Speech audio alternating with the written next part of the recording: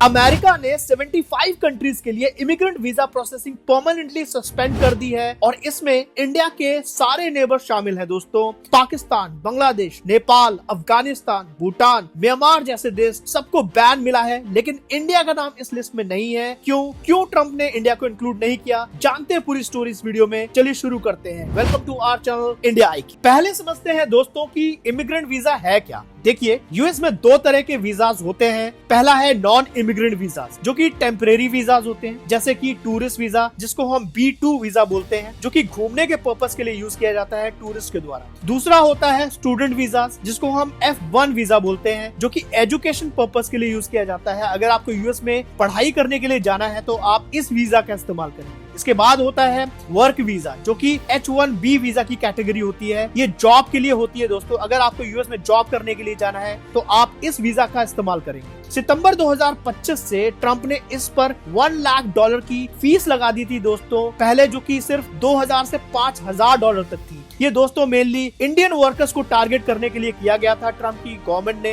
अच्छा, इसके बाद बात करते हैं दोस्तों इमिग्रेंट वीजा की, जो कि परमानेंट वीजा होते हैं। ये है ग्रीन कार्ड का रास्ता, मतलब परमानेंट सेटलमेंट। अगर आपको यूएस की नागरिकता लेनी है तो इस वीजा का आपको इस्तेमाल करना पड़ेगा दोस्तों। और यही प्रॉब्लम है, क्योंकि इसी वीजा से गवर्नमेंट वेलफेयर बेनिफिट्स का एक्सेस मिलता है। अभी जो बैन लगा है वो सिर्फ इमिग्रेंट वीजास पर लगा है दोस्तों। टूरिस्ट और स्टूडेंट वीजास बिल्कुल सेफ है। तो ये बैन लगा क्यों? देखिए, 5 जनवरी 2026 को ट्रंप ने एक शॉकिंग लिस्ट शेयर की थी, immigrant welfare recipient rates by country. मतलब उस लिस्ट में 120 कंट्रीज थी जिनके इमिग्रेंट्स अमेरिकन वेलफेयर स्कीम्स का सबसे ज्यादा यूज कर रहे थे। इसमें इंडियन नेबर्स भी थे, जैसे कि पहला नाम था इसमें भूटान का, जो कि नंबर 1 पे था। भूटान के लोग 81.4% थे जो इस स्कीम्स का यूज कर रहे थे। फिर आता है अफगानिस्तान का नाम 68.1% के साथ, फिर म्यांमार 59.2%, फिर बांग्लादेश 54.8% और फिर आता है पाकिस्तान का नाम। 40.2% पाकिस्तानी लोग इन स्कीम्स का यूज कर रहे थे। इसमें नेपाल भी है दोस्तों 34.8% के साथ। और इंडिया इस लिस्ट में मिसिंग है, क्योंकि इंडियन पीपल इन स्कीम्स का यूज नहीं कर रहे थे दोस्तों।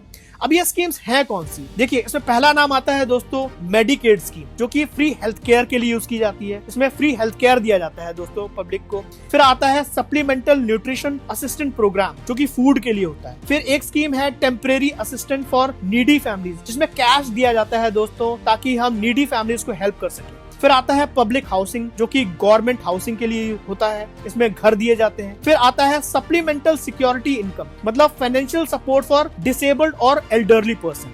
यहाँ पर state department spokes person Tommy Pigott का एक ऑफिशियल स्टेटमेंट आया है। उन्होंने बोला है कि ट्रंप एडमिनिस्ट्रेशन अमेरिका के इमिग्रेशन सिस्टम के गलत इस्तेमाल को खत्म कर रही है, उन लोगों के द्वारा जो अमेरिकन लोगों की वेल्थ को निकाल रहे हैं। उन्होंने आगे लिखा कि इन 75 कंट्रीज से इमिग्रेंट वीजा प्रोसेसिंग तब तक रोकी जाएगी जब तक स्टेट डिपार्टमेंट अपने प्रोसीजर्स को दोबारा रीअसेस करके ये इंश्योर ना कर ले कि ये वेलफेयर और पब्लिक बेनिफिट्स लेने वाले विदेशी लोग अंदर ना आ सके। इन बैन के पीछे कुछ और फैक्ट भी हैं दोस्तों। ये सिर्फ वेलफेयर का मामला नहीं है। इन 75 कंट्रीज के एप्लीकेंट्स को अब $15,000 बॉन्ड डिपॉजिट करानी होगी, जबकि इन कंट्रीज की एवरेज मंथली इनकम सिर्फ $675 है। मतलब एक व्यक्ति को 22 महीने की कमाई एक साथ डिपॉजिट करानी होगी। क्रिटिक्स कह रहे हैं कि ये वेल्थ बेस्ड बैरियर है, पब्लिक चार्ज स्क्रीनिंग नहीं। स्टेट डिपार्टमेंट ने ऑलरेडी 1 लाख से ज्यादा वीजास कैंसिल कर दिए हैं। इसमें 8000 स्टूडेंट वीजास और 2500 स्पेशलाइज्ड वीजास भी शामिल हैं, सिर्फ उन लोगों के जिनकी यूएस लॉ इन्फोर्समेंट से क्रिमिनल एनकाउंटर्स थी। अच्छा, यूएस एडमिनिस्ट्रेशन का यहाँ पर ट्वीट भी आया है कि We will continue to deport these thugs to keep America safe। मतलब हम अमेरिका को सेफ रखने के लिए इन गुंडों को डिपोर्ट करते रहेंगे। यहाँ पर डॉक्यूमेंट फ्रॉड का डेटा भी सामने आया है। 43% recent asylum fraud cases in 75 countries से सामने आए हैं। जनवरी 2025 से अब तक 18,000 वीजास रिवोक किए जा चुके हैं। यूएस का कहना है कि फॉरेन गवर्नमेंट्स को क्लीन हाउस करना होगा, एक्सट्रीमिस्ट और डॉक्यूमेंट फ्रॉड को रोकना होगा। बात करते हैं दोस्तों पाकिस्तान के एम्बैरेसमेंट की। कुछ दिन पहले ट्रंप ने पाकिस्तान आर्मी चीफ को माय फेवरेट जनरल बोला था। पाकिस्तान ने ट्रंप को नोबेल पीस प्राइज के लिए नॉमिनेट भी किया था। Pakistan had nominated President Donald Trump for Nobel Peace Prize.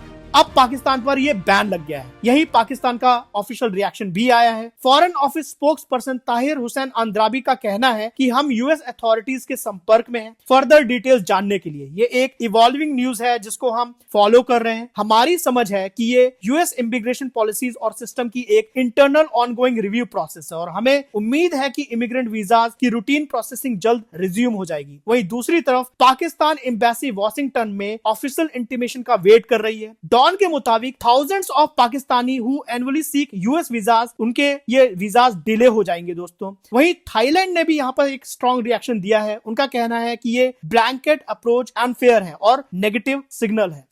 तो इंडियन सेफगार्ड क्यों है? देखिए, Indian immigrants financially self sufficient होते हैं और वेलफेयर डिपेंडेंसी उनकी जीरो है। वहीं डॉक्यूमेंट वेरिफिकेशन और बैकग्राउंड चेक्स में फुल कोऑपरेशन होता है। वहीं no asylum fraud cases, no criminal encounters, skilled professionals होते हैं। Doctors, engineers, tech workers contribute करते हैं वहां की इकोनॉमी में। वहीं इंडिया और यूएस के स्ट्रेटेजिक पार्टनरशिप भी रॉक सॉलिड है। सोशल मीडिया पे इंडियंस के दोस्तों एपिक रिएक्शंस आ रहे हैं कि वो लिखते हैं, we build Silicon Valley not burden welfare, और Pakistan got Nobel worthy treatment indeed. अच्छा, टूरिस्ट और स्टूडेंट वीजा सेफ हैं, सिर्फ परमानेंट सेटलमेंट वीजास अफेक्टेड हुए हैं। इंडिया सेफ जोन में है, नेबर्स एम्बेरस्ड हैं और अब $15,000 बॉन्ड रिक्वायरमेंट से उनका सपना और दूर हो गया है। उम्मीद करता हूं दोस्तों आपको ये वीडियो पसंद आया होगा। वीडियो को लाइक करें, चैनल को सब्सक्राइब करें। मिलते हैं किसी ऐसे ही अपडेट के साथ नेक्स्ट वीडियो में। तब तक के लिए जय हिंद।